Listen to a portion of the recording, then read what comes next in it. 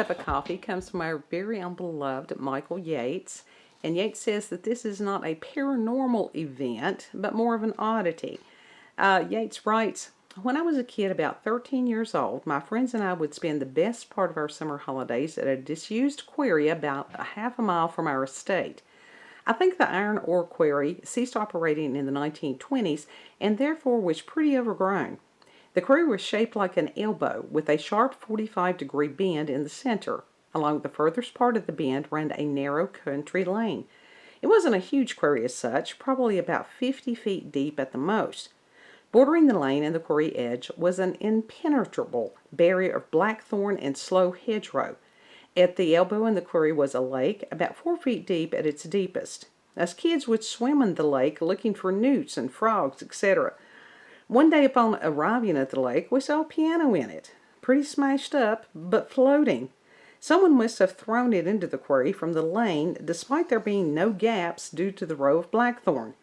However, the piano made a perfect resting stage for us lads after our underwater swimming expeditions, as it rested partially on the lake bed.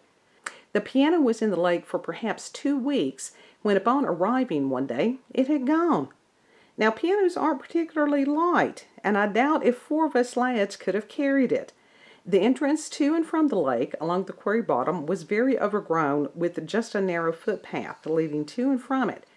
Somehow, for whatever reason, the smashed piano plus trailing wires and loose woodwork had been taken away completely through dense undergrowth to wherever. All that remained were some broken parts on and around the lake.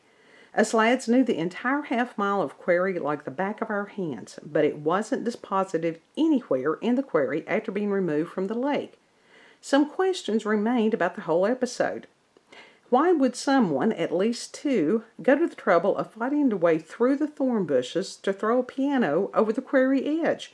They could have just left it by the side of the road and driven off.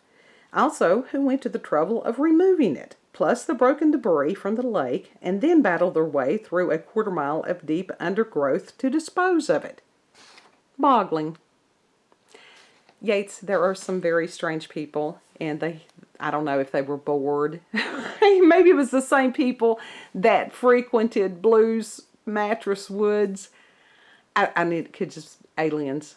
If all else fails, use the excuse of aliens. Back in the 70s, before you had the Weeping Indian campaign to prevent littering here in America. And it's interesting because it was a very effective campaign to prevent littering. The gentleman who portrayed the Native American was not Native American, but was, he was Italian. But he did a wonderful role on that. But before that, people would throw anything over the side of the mountains and it's like, why? Why would they do that? But at least that was just them pitching it, over the side of the mountain, not like your story where they actually had to go through the thorns and stuff. That took a lot of effort. So I'm going to say it was aliens. That's the story, and I'm sticking to it. If you all have interesting stories, paranormal, supernatural, spiritual, Bigfoots, UFOs, whatever you have, local legends are always great. Send those to cupofcoffeewithscream@gmail.com and ask people in your family. This topic can be used to open a lot of doors. That you could sit there and go, hey, perchance have you ever had any strange events happen to you? Some people may just be waiting for an opportunity to share their story, and all you have to do is just ask. And the worst they can do is tell you no. So you all have a beautiful, blessed day. Thank you, Yates.